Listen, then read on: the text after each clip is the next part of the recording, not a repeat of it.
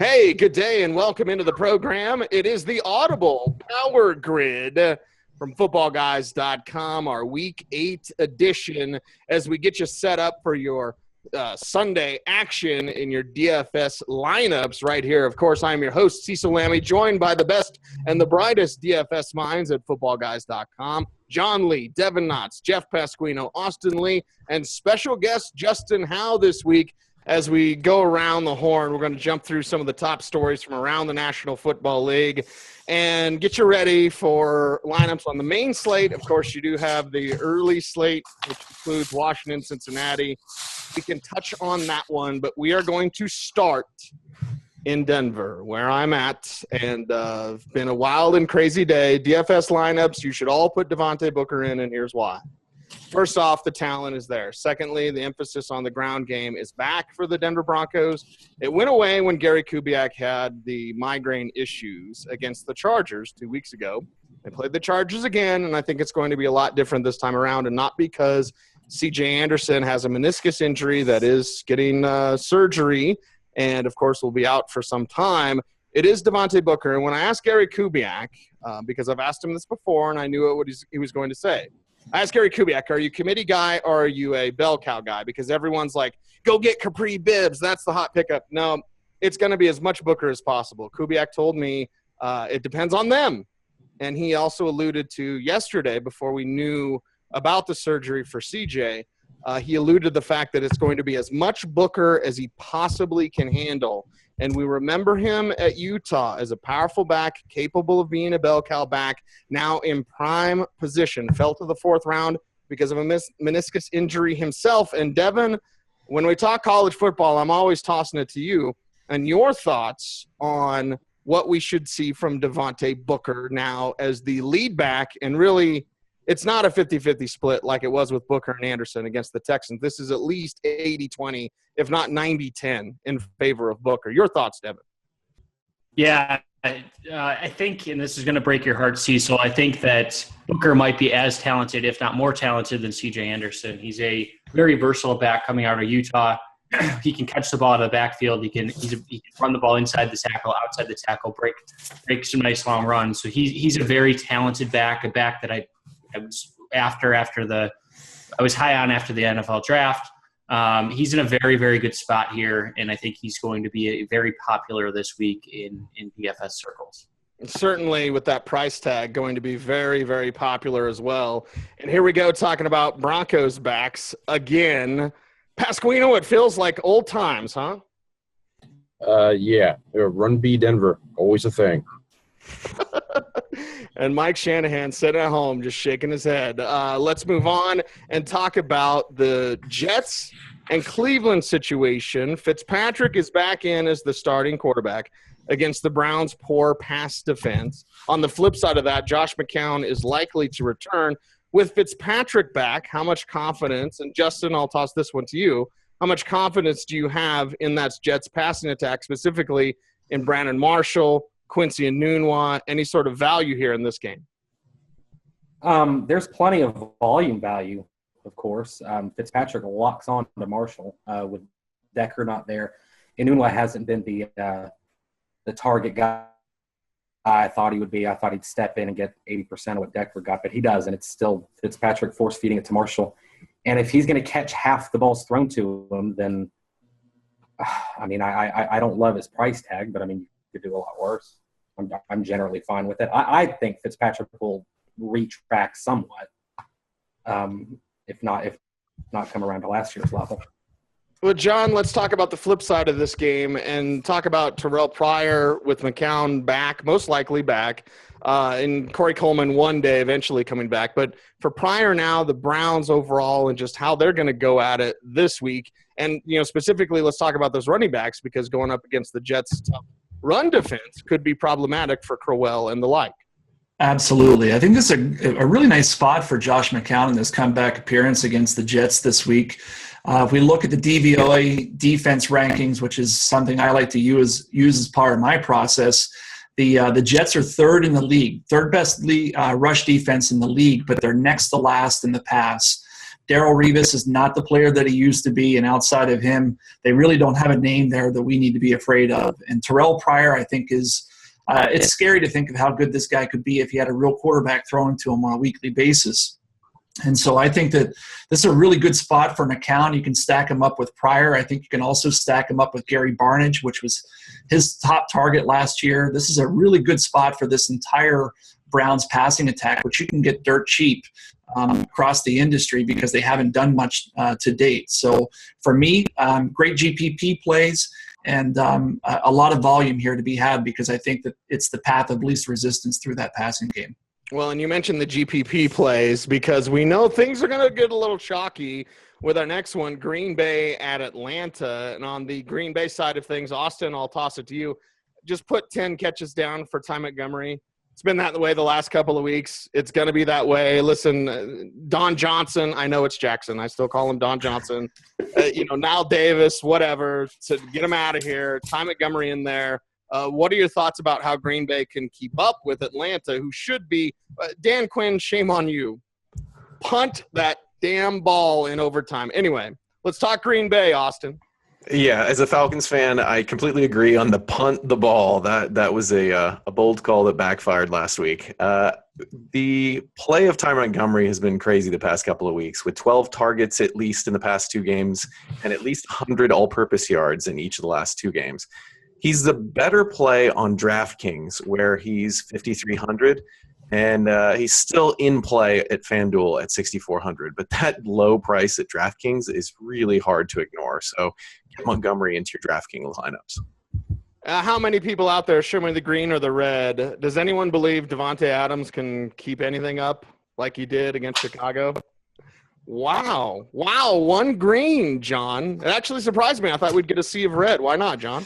I'll tell you, I think just by default that Davante Adams has a good week this week. Randall Cobb, I think, is still not practicing as of Thursday. Am I wrong about that?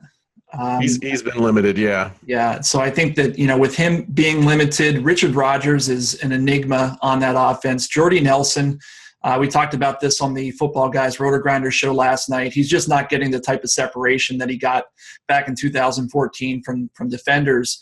That really only leaves one target, and I think that Aaron Rodgers is slowly realizing that Jordy Nelson is not the player that he used to be, and so he's locking on to some of these secondary receivers. And it's almost by default going to be Davante Adams this week when Desmond Trufant is shadowing Jordy Nelson. So I think that Davante Adams, even though he got a slew of targets and I want to get away from him off of his last week's performance, I think this is a week where we go back to him once again.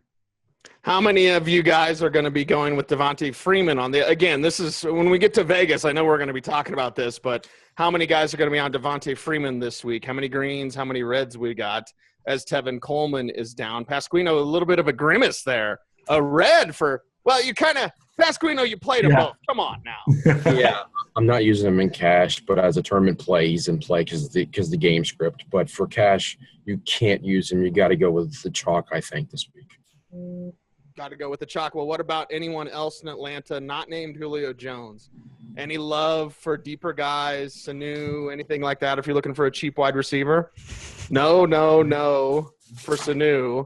And another yes. And a yes for Justin. Justin, tell us why. Sanu is getting all the red zone work. Julio Jones is never utilized near the goal line ever, going back 3-4 seasons. Sanu is the one that's dominating that work. They have the tight ends, but they don't. But Tammy is pretty much out of the game plan, and it looks like when they throw in close, it's Sanu. And for what it's worth, Justin, I'm going to throw out a plug for him right here. He writes an excellent article all about red zone efficiency, short yardage looks. If anybody on the Football Guys staff knows what he's talking about when it comes to inside the 20, it's Justin. So believe that. Thank you, John. Appreciate that. I'll say I will double that sentiment as well.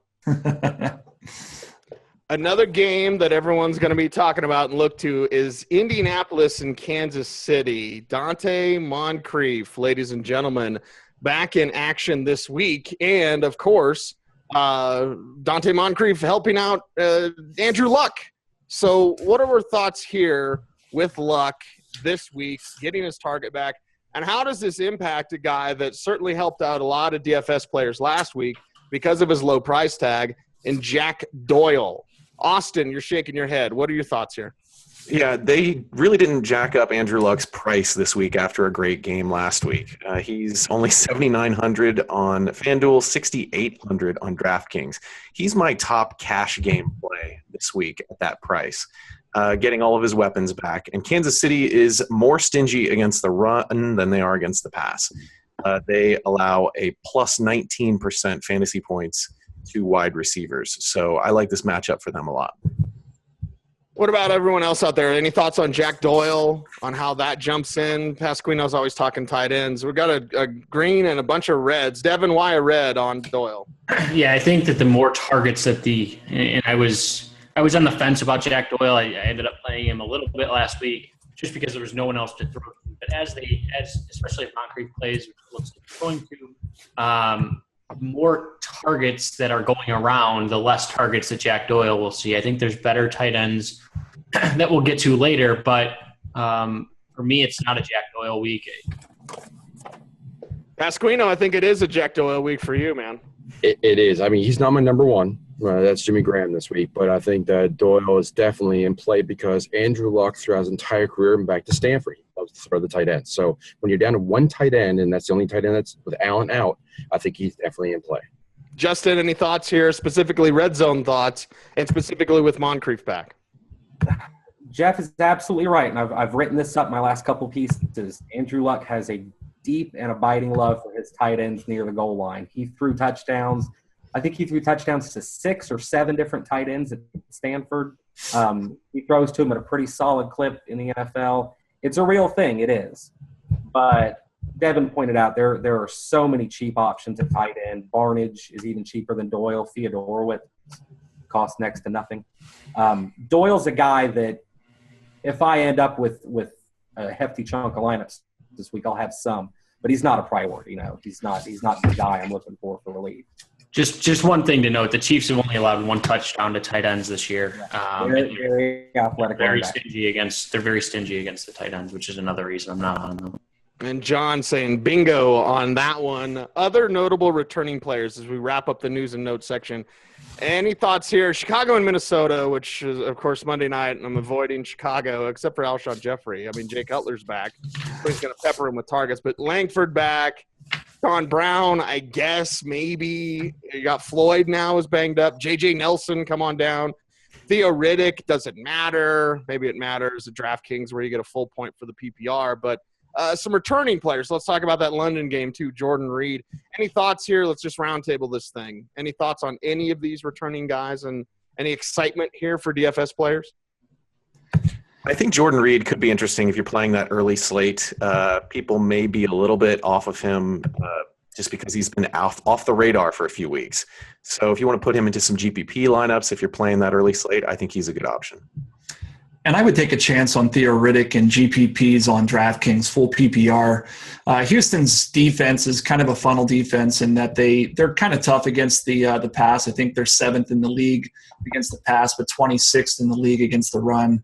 And we know Theo Riddick is their favorite go-to guy in that Detroit Lions offense. So I wouldn't be afraid to go with him, assuming he's 100% healthy. And by all reports in practice, it seems that's the case. I'll throw one name out that has been mentioned. If you're going to play that early slate, no one's going to be on Eifert at tight end. So I think Eifert could be more in the mix. He was on 15 snaps last week. He was in the red zone. I think that you're going to see less go to LaFell, more to Eifert down the stretch. I would double that sentiment. Also in the newswire this week at footballguys.com, I think there was more than one story about how Eifert is going to be used more. And it was kind of the shake off the rust game. Now it's back to, holy cow, Tyler Eifert.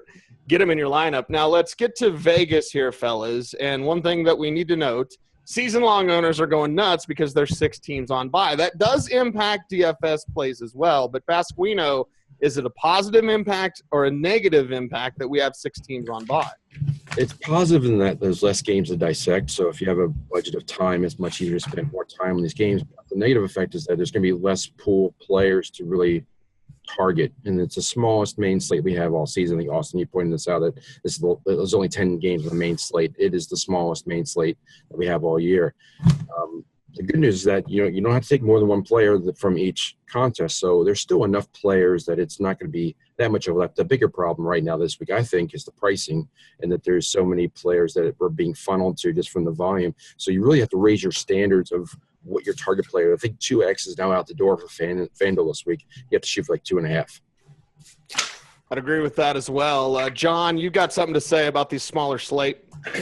Yeah, the smaller slate, I think what you need to be doing this week is really examining and going over your cash game lineups. Like we saw last week, it was such a chalky week that, if you had 140 points on FanDuel, which normally would finish you in the top 10 percentile, last week it was a losing roster in cash games because of how chalky the week was. And I would not be surprised if we have a similar week this week because of the limited player pool and the pricing options that we're seeing. Everybody's going to play Devontae Booker, and I think you're going to see a lot of the same types of receivers in there. We'll talk about some of them as the show progresses. So you really are not going to be able to afford to miss a player this week. And so when you're constructing your rosters, you really need to take extra special attention and make sure that you don't have any missteps, because that one player, and I can tell you last week for me it was Pierre Garçon. The difference between me cashing in DK and not cashing in DK was having Pierre Garçon over Marquez Lee, who was also in my lineup. I took one bad step and finished just below the pay line. And this week, I think we're going to see a very similar thing with the limited number of games in Vegas and the easy salary structure. Let's get to Vegas then and see what that is telling us. And Devin, we always start with you in Vegas, so let's go. Yeah, Oakland-Tampa Bay is the game that I'm in love with. So each team is a projected total of 25 points. Oakland's pass defense is absolutely atrocious. It's dead last in terms of passing yards allowed. So Jameis Winston and Mike Evans are two that I'm really targeting. On the other side of the ball, I think that Amari Cooper and Michael Crabtree are absolutely in play. My current cash lineup that I have right now, and I'll be posting it on my blog later, my final version on Saturday, but my current version has Winston, Evans, and Cooper. So I really, really like this game. There's others that are out there, but the primary reason is that in this game, you know that there are certain players who are going to see high volume, where in other high scoring games it may be distributed amongst a variety of people. Austin, what is Vegas telling you this week? What makes this week interesting is that they're not very big spreads in these games. The biggest favorite is a 6-point spread, New England's favorite over Buffalo. So I think if you see any of these close spreads where you just don't understand why the favorite is the favorite, take the other side of this game and try to load up on some of those players in GPPs. I think that we're going to see more upsets than usual this week just because the lines are so close. So I think it's a very different week from last week where we had a lot of huge favorites and some really high-scoring games. This week, we don't have as nearly as many high-scoring games. Justin, what are your thoughts on Vegas? What's it telling you this week? Obviously, the big total is Green Bay, Atlanta, and I went in on it. And what's good about it is that game is a little easier to identify the weak spots. I think Desmond Trufant, for example, I think we know he's going to be locking down an outside receiver, and it tells us to funnel our attention elsewhere. The Packers have been blown up by every decent run defense they face or run offense they face, so I think Freeman's going to have some success. So I like that that's the highest projected game because it's kind of the easiest for me to project too. John, you're up with your Vegas thoughts for Week 8. Yeah, there's a couple games that stick out to me as being very interesting for GPPs, and one of them is in New Orleans. That's the Seattle at New Orleans game. Here we have a very good offense at home and a pretty darn good defense playing a week on a short week, and so the question is, are they going to be able to bounce back and hold Drew Brees? I think there's going to be some good debate there, and ownership levels on Drew Brees are likely going to be depressed just based on name alone in that Seattle defense, and it could be a good spot to get after that Seattle defense after they played 95 plays on Monday Night Football. The other one is also Monday Night Football leftover game, and that's Arizona traveling east to play Carolina. Another very unique situation here where Carolina's coming off of a bye week well rested, and I don't think that Arizona could be any less rested having to travel cross country again, and again coming off of a 95-play overtime tie to Seattle on Monday Night Football. So they're interesting games, very tight matchups. Both are projected to be fairly high scoring. Just a lot of intrigue from my end from a GPP perspective. And hopefully as we drive through the show here, we'll talk about some of those options. Pasquino, you got to wrap us up in Vegas. What do you got? The one game that's been discussed that I like is Kansas City Indy. I think that game's got a nice 50-point total on it. It's a 3-point game. It's in a dome. We know Kansas City is all going to be about Spencer Ware, and we know Andrew Luck's going to be throwing the ball. Plus, we talk kickers a little bit. I think that there could be some kicker action here in the dome there. Solid. So I think that's a great game to stack. Also, don't sleep on the Jets. The Jets are going to do something against Cleveland. Cleveland will try and be competitive. I think the fact that they have their possibly come back will help the Jets win more points. But I like Forte, and I think that Forte is going to have a huge game against Cleveland this week. And won't that force the Jets to do a little bit more, Pasquino, if Absolutely, Cleveland's yeah. actually staying in their back pocket? Mm-hmm. And Pasquino, you must have been a soccer player or a kicker in college, like something. You're always talking punt plays. You're always bringing up kickers. They all matter. All the points matter. And believe me, Matt Bryant on that 58-yard field goal would have been a big thing for me on Sunday night. So I was sweating that one. I heard him crying all the way from the East Coast. Let's jump in position by position, fellas. We're going to do chalk, cash, GPP, fade. I'm going to go to a few of you on each position. Make sure to show me the green or the red if you like what you're hearing or maybe disagree with what you're hearing. And we'll toss this thing around, and we'll toss around quarterbacks. And, John, I want to start with you and maybe tease a little bit with Russell Wilson there on the road in New Orleans. It is New Orleans defense, but Wilson's not quite himself. Which one wins out? Yeah, I mean, I think this is a spot where we would hope that Russell Wilson can get it together against New Orleans, who has a 28th ranked pass defense. I think the issue that he's facing actually is that the New Orleans Saints also have the 28th ranked run defense. So they could go at him either way. And given what we've seen this year, they're just not really letting him run a whole lot, which I think has hurt a lot of his fantasy value. I think we said last night on the show he's only has 30 yards rushing on the season, which is 33. It's crazy. 33 yards through 6 games, so 5 yards per game rushing for a guy who last year, he had well over 500 yards rushing. So for me, I think you could get to Russell Wilson in a GPP scenario, but that would be about it for me because I think there are some really good cash game plays. For me, the number one cash game play by far this week is Matt Ryan. I think you can get him into your lineups. At home, he's tremendous. They've got the highest team total on the board at 28 points. There's nothing to dislike about this matchup. If you believe that the Packers are really good against the run, and their statistics say that they are, although I think Zeke Elliott might have something to say about that. If you believe that they're good against the run, then by virtue of that, they're going to have to go through the air. And Matt Ryan is going to be the guy to do that on a week where there's so much value. You can get him into your lineup easily at over 8,000 on FanDuel. Justin, let's talk quarterbacks with you. And Jameis Winston specifically, can you trust him in cash games? I know this about Jameis. He's going to get hot, but he's going to come out and make mistakes. After the mistakes are made, then he'll be fine. But weathering through that, can you trust Jameis? And who are some quarterbacks you like this week? Those Raiders cornerbacks have been borderline atrocious. Of course, they're kind of gambling types, and they've been burned a ton.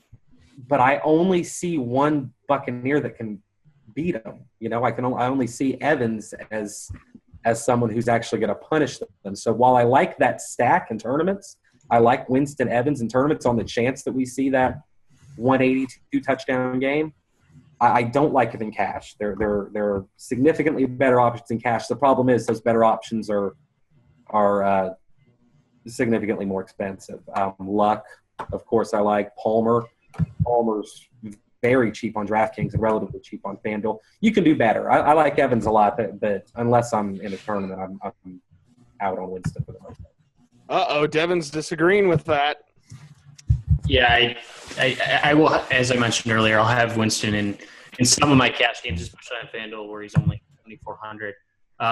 We saw Russell Shepard emerge last week as somebody who providing that secondary option. Is he a great option? No. But you have Cameron Brate, you have Adam Humphries in there too. But are they the best wide receiver core in the National League and National Football League? Absolutely not. But truly, I think Cecil, John, Jeff, and I could run and get open against this Oakland secondary. It's a silver and black doormat, ladies and gentlemen. Austin, you're going red up there. What's up? I don't think the four of you guys could get open against the Oakland secondary. That was my main point. I'm like a jungle cat. I don't know what you're talking about. Well, see, here's the thing. People may not know this, but the first time I met you, John, I was like, holy crap, you're tall. You're like, you can box out people, right? Yeah. You box out people. I could do that. There you go. Favorite quarterbacks. Austin, back to you. Sure. I like Cam Newton this week for GPPs. I think that people are going to be a little bit off of him because he's coming off of the bye. And then I think Arizona is a little bit tired coming into that 1 p.m. Eastern time game. Cam Newton has had 2 terrible games this year against Denver and Minnesota and 2 ridiculously good full games. So I really like him in GPPs this week. All right, well, let's move on to the running backs. And Pasquino is chomping at the bit, man. He's ready to go. Talking RBs this week. Again, chalk, cash, GPP, or fade. Give me some players you like. Well, the top 3 on my list are Booker, Ware, and Forte. Those are your 3 guys. Booker's going to be the number 1 guy. And if they're playing DraftKings, I'm putting all 3 of them in because you can get them all in there very cheaply. Or Fancy Draft, Yahoo, all those. So you can put 3 running backs in. That's the chalk. Those are the main touches. But Ty Montgomery has to be mentioned because he's a running back on FanDuel, but other sites have him as a wide receiver. I much prefer him on full PPR wide receiver options because he's a much more valuable wide receiver than a running back, especially with Forte and Ware and Booker as your other option at running back. He's a couple of tournament guys. I think Christine Michael's in play for Seattle. I think he's probably going to get overlooked. I really like what he's going to have a low ownership. And if you're playing the Monday night slate, I think Matt Asiata, if you're seeing McKinnon out, I think that stacking him with the Minnesota defense would be a great play. And again, he's caught I think he had 7 or 8 targets last week. So I think he's a good play on either type of site. Let's talk running backs with you, Devin. What do you got? Yeah, Spencer Ware, as just Jeff mentioned, is my top guy. David Johnson, I think, has to be considered, especially on FanDuel where the pricing is really, really soft. He's just the most versatile back in the NFL this year. And Carolina, they've been good against the run, but he is such a focal point of that offense that he should be okay. The other guy that I like is Ezekiel Elliott. Philadelphia was great against the run last week against Minnesota, but they struggled in game earlier this year. So Elliott seems to be a guy who just is matchup proof. So we saw what he did against Green Bay, who statistically has the best run defense in the NFL. So Elliott is the guy who I will be considering a lot in tournaments. I think people will be off of him a little bit just because there are so many options. John, we've brought up some of the options, but I know there are more at running back, including Quiz Rogers. Does that hype train continue with him? A little dash of Peyton Barber showing through there as well. Some of your favorite running backs there, John? I'll go with Quiz Rogers again this week. He did well for me last week. Dirk Cutler, he just throwing it at him. Give him the ball, give him the ball, give him the ball. And he's basically said he's not going to stop. And Doug Martin's still not practicing this week. Quiz Rogers is still in play. It boils down to whether or not you can only put so many running backs in your lineups this week, and that's the big problem. As Jeff's pointed out, you can actually get 4 running backs into your lineup on DraftKings with Ty Montgomery. So that's the good thing. But at some point, you're going to have to make a decision whether or not Quiz is as valuable as some of the other guys who have already been mentioned. For me, I think I just want to reiterate some of the other things that have been said because I think they're worth, we can expand a bit on them. One, I love the Ezekiel Elliott call against Philadelphia. That's been their weak point this year is the run defense. They're actually first in the league against the pass. And we know that the Cowboys are only going to throw as much as they need to with Dak Prescott.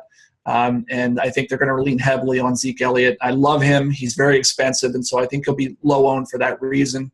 The question I want to get back to, and maybe we can go around the horn on it, is what's going on with David Johnson. I think on Monday night he touched the ball 41 times. I honestly cannot remember the last time a running back touched the ball 41 times. And now he's on a short week, and he's going up against a defense allowing 3.3 yards per carry. I don't know that I want to pay that premium on him. I don't know that his legs are going to be recovered in time to play this game. I love him. He's a freak of nature. I love watching him play. I just wonder whether or not this is a week where we can come off of him. I think you can because of the other good options. I mean, if you're going to pay up, I'd rather pay up for Ezekiel Elliott. And then you've got so much value elsewhere at the running back position that I don't think you have to play David Johnson. I think he's more of a GPP differentiator kind of play because I think people are aware that he's coming off of that kind of game where he should be tired. So what's his ownership going to be level? What level will he be in GPPs then?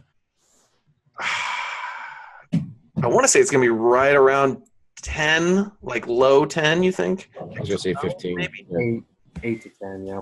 If he's that low, then I think he's a good GPP play. I'll say that for the record because I think he exceeds 3x value or whatever the parameter is more than 10% of the time, even under these circumstances. Right. Well, I know it's a different day and age for running backs, but as you mentioned him being a freak of nature, John, he's also a throwback. It wasn't that long ago, and some of us older guys will remember when, 300 carries was no big deal. And now there's like one back that's going to hit 300 carries again this year. Super, super quick. Any love for Rob Kelly out there? We know Matt Jones is not good at the football, as Devin likes to say. And Jones probably not going to participate in this contest. Chris Thompson is there. Is that a guy to look at, even though he's going to be more limited? As per Jay Gruden, we're not going to give him the ball 35 times. Thompson is the change of pace back, but is there any value here in Thompson or Kelly? Austin, I did see the green for Thompson. Why? I think if you're going to choose one of these guys, I'd rather have Thompson on a full-point PPR site. I'm not super psyched about either one, especially with all these other great options we've mentioned, but I think Thompson is the guy you want out of that pair. And Devin, you were shaking your head no. You just hate Washington running backs. I just don't think there's a reason that you have to do it this week. There are so many great options, as we've mentioned. If I really want to get involved in a potential split or a circumstance that we're not sure of, I'll pass this week. I think that I will get involved if one emerges and one can find consistency. But with the pricing as soft as it is, there's just no reason to go down that low at running back.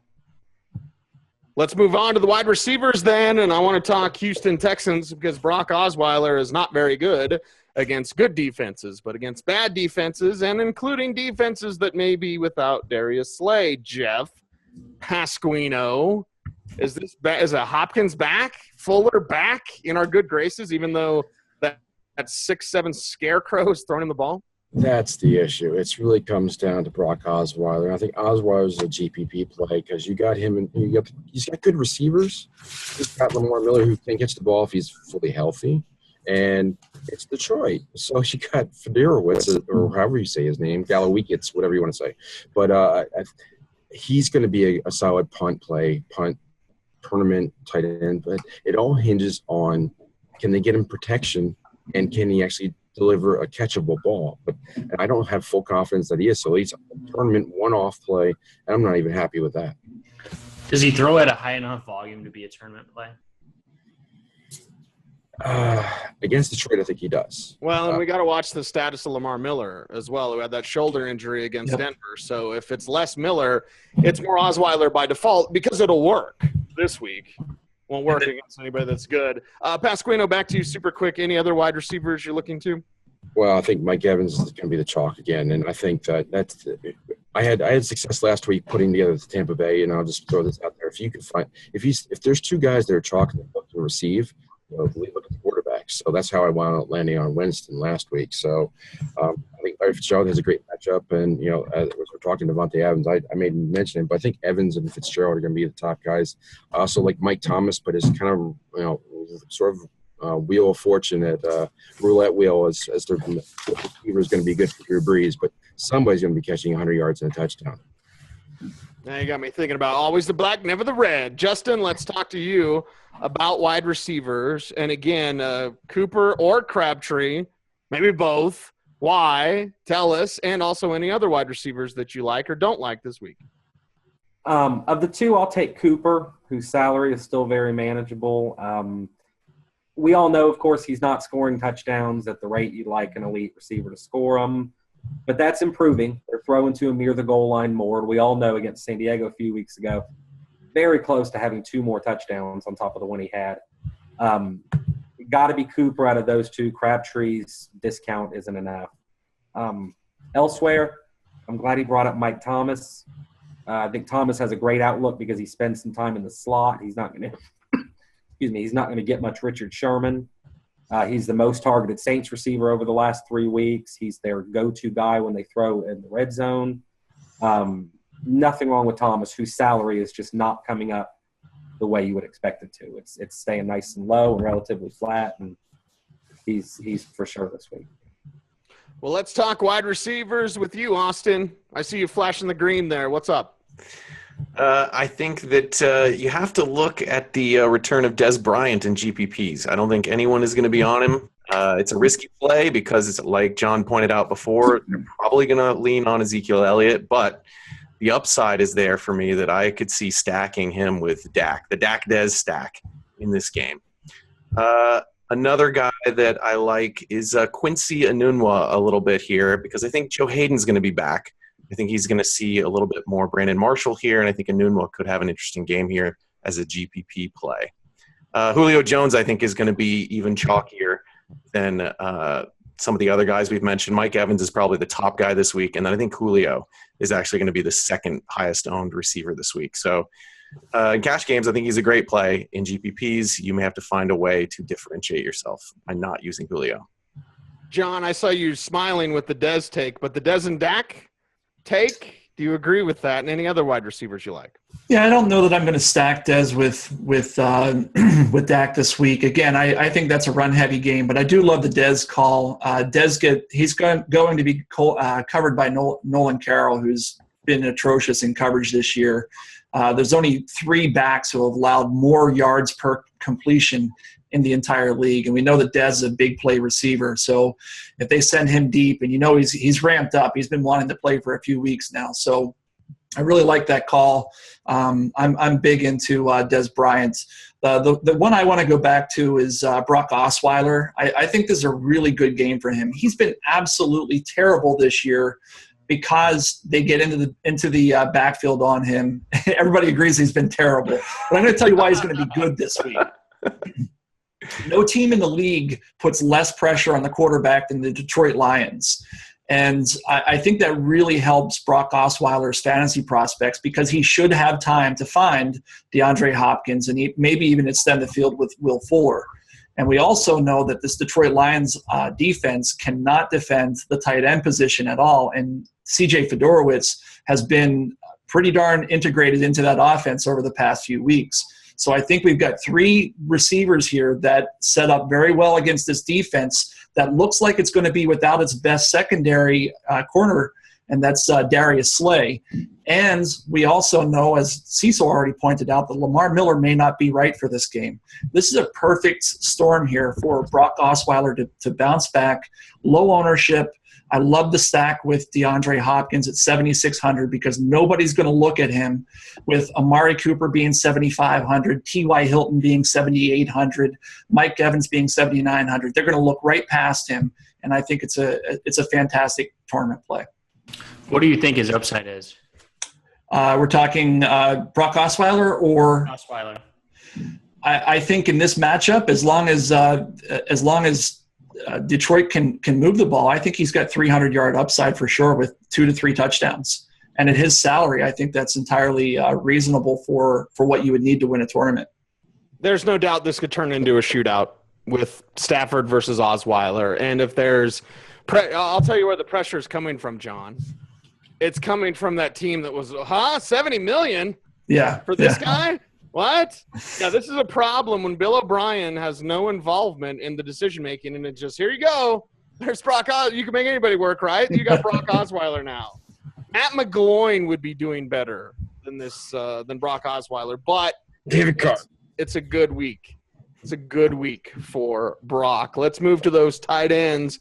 And, Devin, I want to start with you here. We've mentioned a little bit of Doyle. We've mentioned a little bit of Jimmy Graham, a revenge game, maybe, I guess, against New Orleans. What are your thoughts, some favorite tight ends for you, Devin? Yeah, the one that I love this week, and haven't had a chance to play him much this year, but it's Gary Barnidge. Looking at with Josh McCown last year, he was the number 2 tight end overall. The Browns are not going to be able to run the ball this week against the Jets. Especially, they haven't been able to run the ball very well since Joel Bitonio, the offensive guard, was injured. But going back, the Jets have given up the 10th most points to tight ends. And Barnage's price is so low across the industry because he hasn't done anything. But if you look at where he was with McCown, he's going to see a lot of targets this week. A lot of time, a lot of targets for big play Barnidge. Justin, how about you in tight ends this week? Yeah, I love Barnidge. I've played him a few times. He's a 3X machine is what he is. He allows you to create a 2 tight end lineup where you can get in on the outside of a Gronkowski or an Olsen or someone like that and pay next to nothing for a guy who's been certain to hit that for you. Theodorowitz is the guy I like this week, and he's been brought up, of course. He's a prospect I liked a lot. He's a very athletic guy. He's versatile. He blocks well, which will keep him on the field, even though they've got a crowded tight end depth chart there. He, of course, needs next to nothing to bring value. And then the pricier guys, Olsen is costly. And I know the Cardinals handle tight ends pretty well, but if I'm paying up this week, that's where I'm going is Olsen, who's proven his target share and who's proven that his ceiling is very solid. Well, I may have to double check, John, but I think Fedorowicz is taller than you because I met Fedorowicz at the Senior Bowl, and I think he has you, man. I think he's a larger target.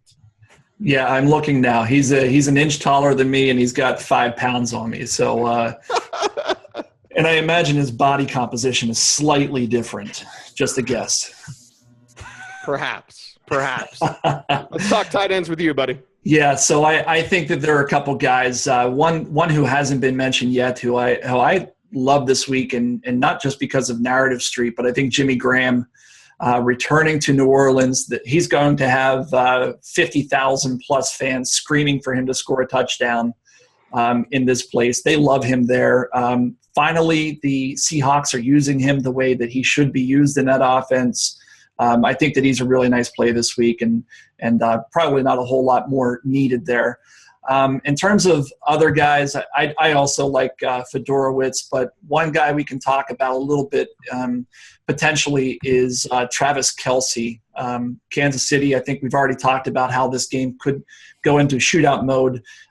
Kansas City going up against Indianapolis. Indianapolis has allowed the 6th most fantasy points to opposing tight ends this season, including 3 touchdowns, 2 over the past 2 weeks to the aforementioned C.J. Fedorowicz and Delaney Walker last week. So if Travis Kelce's ever going to get off the schneid, this is the week to do it against the Indianapolis Colts. And we shall see, because he hasn't done a whole lot yet this year, but the opportunity will be there. Now, defense and kickers up next. I need to see green or red if you want to talk about it. I know Pasquino is going to lead us off here in this segment. And, John, you always get a break. John's like, I'm going to catch up on my emails here. But, Pasquino, you get to kick us off. Defenses and kickers this week. Who do you like and why? I think the chalk for defense is going to be Minnesota if you can get them in for Monday night. Probably looking at Denver otherwise. Those are probably your top 2 defenses there. Maybe a punt play with the Jets against Cleveland, but Cleveland's been producing, so that's a risky play, more of a tournament play. Kickers, If you're playing early, I like Nugent. I think he's always a solid kicker. But, again, if you're playing that slate, you got to be careful because the ownership is going to be inflated because people are playing that slate because they want to get those players in. I like McManus in Denver. I like both kickers. I like Lambeau. Again, the Denver effect. There's always a 50-plus yard field goal effect there. Devin's favorite kicker, Matt Bryant. You steal him from me every week. Yeah, he does every single week. Austin, you're up with D's and kickers. I like that Carolina defense as a GPP play going up against Arizona, traveling west to east for a 1 p.m. game. So I'm going to sneak them into some GPPs. Okay, and Devin, is there anyone you can steal from Pasquino, or did he mention everybody? No, just stick Matt Bryant in your lineup every week and just forget it. Don't play the kicker choosing which one's going to kick a field goal. I've done it every week this year, and I'll continue to do it until otherwise he doesn't perform for me. You know, the last time you said that was when Antonio Brown laid an egg in week 2 or week 3, right? Yeah, I know. It's Avoid coming. Matt Bryant. Justin, any thoughts here? Defenses and kickers for week 8. Well, thanks to their just complete ineptitude anywhere near the goal line, I like Nick Novak of Houston. He's attempted 3 or more field goals in every game but 1 so far. And like I said, they can't get into the end zone, but we know they'll move the ball on the Lions. But if they can't get into the end zone, then Novak's sitting on a 3 to 5 field goal attempt day. That's what we call money. And what else we call money is stacks. Our next segment up. Stacks for week 8. And John, you kick us off in this one. Yeah, this is a good question. Okay, so I have a couple. We've already talked about a few of them. One that I think I'm looking at is I'm going to go against Austin here, but it's a GPP, so he's already got the red. I'm going to go with Carson Palmer to Larry Fitzgerald. I think that this sets up nicely for Fitzgerald against Robert McClain. He's a slot corner who's struggled this year. He's ranked 92nd out of 115 qualifying corners on Pro Football Focus. He's had 3 consecutive poor years over there. And this year he's allowing almost 80% of passes to be completed when thrown into his coverage. He's not a good slot corner, and we know that Larry Fitzgerald is a very good slots receiver. I think he's going to see a lot of action in this game, and if it plays out the way I suspect it will, with Carolina building out to a lead, you could see double-digit targets for Fitzgerald, and we know he's a big red zone target for Carson Palmer. How about you, Justin? Who are your stacks in week 8? Probably the safest is the one I mentioned earlier, of course, is Jameis and Evans too. I mean, they seem destined to connect for something big. Those Raiders cornerbacks are putrid. Beyond that, I like sticking with Palmer, but if I'm in a deeper GPP, then I'm thinking of throwing John Brown in instead, assuming that all his news is rosy and he suits up as normal. I'm a big fan of Brown. We know that Michael Floyd is teetering at the bottom of the rotation. We know that they're down a man with Jerron Brown out. And John Brown could be looking at volume plus that ability he has every play of creating something huge. The Panthers are being scorched by wideouts. So. Right, and we'll have to watch to see Floyd with that hammy, and Brown, as you mentioned, his ailments. Maybe J.J. Nelson. Devin Knotts, you're up with your favorite stacks of week 8. Yeah, I think one that no one has considered, and it's probably because people were burned by this guy last week, but Tom Brady and Rob Gronkowski. When I'm looking at stacks, I'm looking for guys who are going to be under the radar. So Gronkowski last year in a game against Buffalo had 137 yards and a touchdown. He scored last week, and Brady didn't have to throw last week against the Pittsburgh team with Jones as a starter. The other stack I've mentioned a couple times is Jameis Winston and Mike Evans. It's going to be probably one of the most popular stacks, but Mike Evans just sees such a high volume of passes that I will at least have some of that volume, because if you don't and Mike Evans goes for 180 yards and 2 touchdowns, you're going to be kicking yourself, because Winston is really cheap, and Evans' price dropped on FanDuel after his 2-touchdown game last week. So the pricing is very soft and allows you to spend up elsewhere. Yeah, I think we could do a whole show on the pricing this week because it is interesting. We'll say that. Pasquino, you're up with your stacks in week 8. Well, I think we've hit on the big ones, but I think that anytime you can get Drew Brees at a pretty low ownership, you got to go for it. So I'm going to be throwing Brees in a lot and probably double stacking him probably with Fleener and Mike Thomas, but I'll be throwing some Cooks in there. I'll pick 2, put them in, spin them around, see what you get. But Brees is probably good for 300 yards and a couple touchdowns. So just a matter of trying to figure out who they're going to go to. The game stack is certainly in order, but everybody's going to be in the Atlanta Green Bay games, in Indianapolis, Kansas City. Don't sleep on the possibility of Alex Smith possibly is where catches the ball in the backfield, and Travis Kelce we mentioned earlier. Again, a quarterback with 2+ plays, it's in play. It's always a good option to look for those things. Alex Smith, he says. Okay, we'll see. Austin's giving him the red. Austin, who are your stacks this week? I don't know. I'm kind of given up on Alex Smith until I see him running a lot more. No reason to own him. Yeah, I mean, hey, if you think this is the week where he's going to turn it back around and have, one of those games like he had, I don't remember when, then this is the time to do it. Well, again, the playoffs, ironically, or it was the playoffs. Third highest against Denver? No, the Colts. Third highest implied total this week for Kansas. Against the Colts. If luck forces him into – because it's not necessarily Alex Smith. I regularly call Alex Smith a slappy. No, Landry Jones is a slappy. Smith is just half a slappy. It's Reed, man. It's Reed. It's Reed. Like, we're just going to stay conservative. And if luck forces their hand, as they did in that playoff game, which was brilliant, then Smith will torch the Colts defense. But Austin, your favorite stacks for this week? Well, for a similar reason for the, like the Reed game plan thing, I'm probably not stacking Winston with Evans. I like Evans this week, but Winston has only attempted 30 passes each of the last 2 weeks, and they're just game planning to keep the ball out of Winston's hands a whole lot. They're going to lean heavily on the run game, and I don't like Winston's upside. I like Evans as a solid play, but I'm not going to be stacking the two of these guys, and I think they're going to be a popular stack this week. I agree with a lot of the other stacks that people mentioned, so I'll mention those fades. Well, we've done a lot of brain dumping on today's program, and 6 teams on bye. There are certain, top 40 hits to get to when you do this type of show. But in our parting thoughts, we're just going to roundtable it. Is there anything to hammer home? We've talked about the slate with 6 teams on bye. We've talked about, if you want to play that early game, another London game here. I think that's the last one. I hope it's the last one. It is, anyway, yeah. Hey, welcome to Mexico City next time, though. We'll talk about that when it happens. But are there any parting thoughts here? Advice, anything you want to hammer home? Let's just throw this around roundtable style. I think that last week was crazy chalky. John mentioned that the cash lines were really high in cash games. I think the key here is to not overreact to that and get crazy risky with your cash game lineups.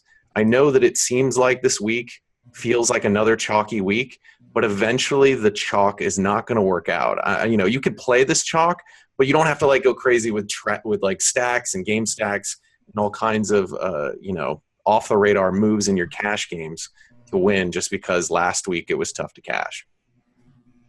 Trust your process. You should always be doing this. If you have a process, if you're new to the industry, the one thing you should develop is a weekly process, and certainly that should not change on any given week, no matter what happened in the previous week. I'm not going to belabor that point, but I will go back. I'm going to break protocol here and talk about one player that I didn't talk about, who I want to talk about. And I'm going to ask this question: how many wins do the Jets have this year? They have 2. In those 2 wins, Matt Forte's stat lines: he's gone over 100 yards in both games.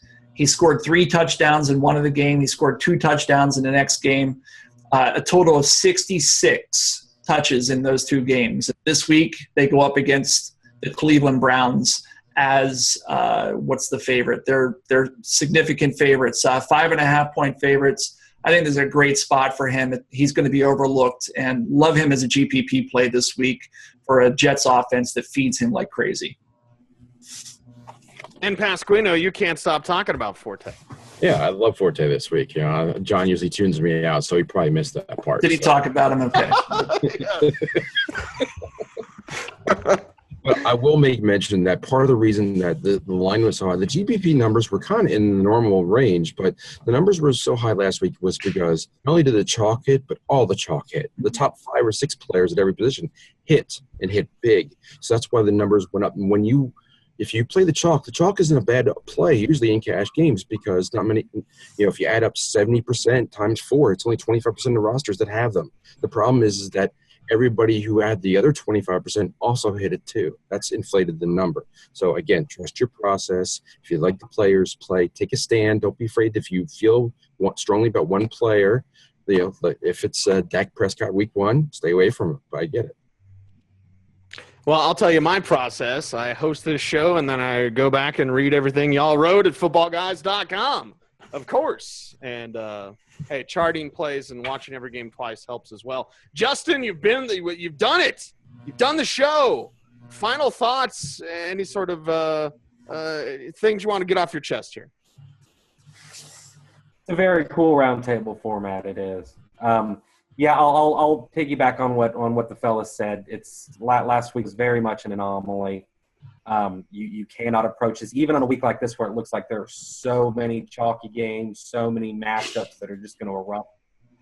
You can't treat it as that. You've got to treat every week as its own thing and treat every week as though you're facing the average, basically. Otherwise, you're going to skew your own expectations and then your whole process, whatever it might be, is just for nothing. So yes. As John said, stick with your process and work it as though it's going to pay off. Work it as though you expect it to pay off. Well, and if you love playing DFS, you're going to love NBA DFS, and you're going to love Hoops Guys. Devin, let's talk about Hoops Guys, man, and the launch as hey, a little triple-double for LeBron. Let's talk about everything with Cleveland, Devin, except for maybe the World Series last night. But let's talk everything Cleveland and LeBron and everything. Let's talk everything except for the Browns. Yeah, so the Browns I don't want to talk about, but doing a lot of fun and exciting things over at hoopsguys.com. We're free until Thanksgiving. So if you've never played NBA DFS, if you've played it a lot, you just want to look at how Football Guys transitions their process over into basketball. We have 15 staff writers on our staff. So a lot of good minds, a lot of knowledgeable people. Head on over, give us a shot, and check us out. It's free. There's no risk to you. You don't have to sign up for anything. You don't have to give your credit card and be charged later. So it's 100% free until November, until Thanksgiving. So you have a full month to check us out, and if you like us, subscribe.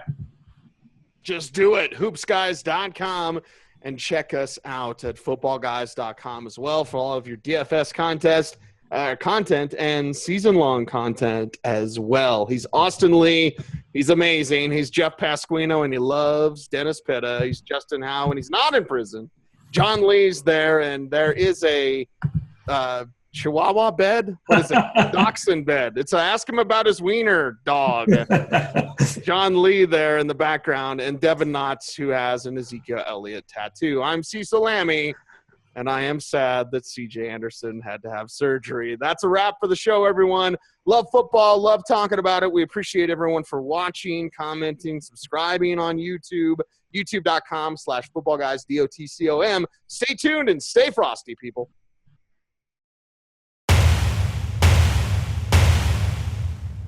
Where'd the Dachshund pillow go?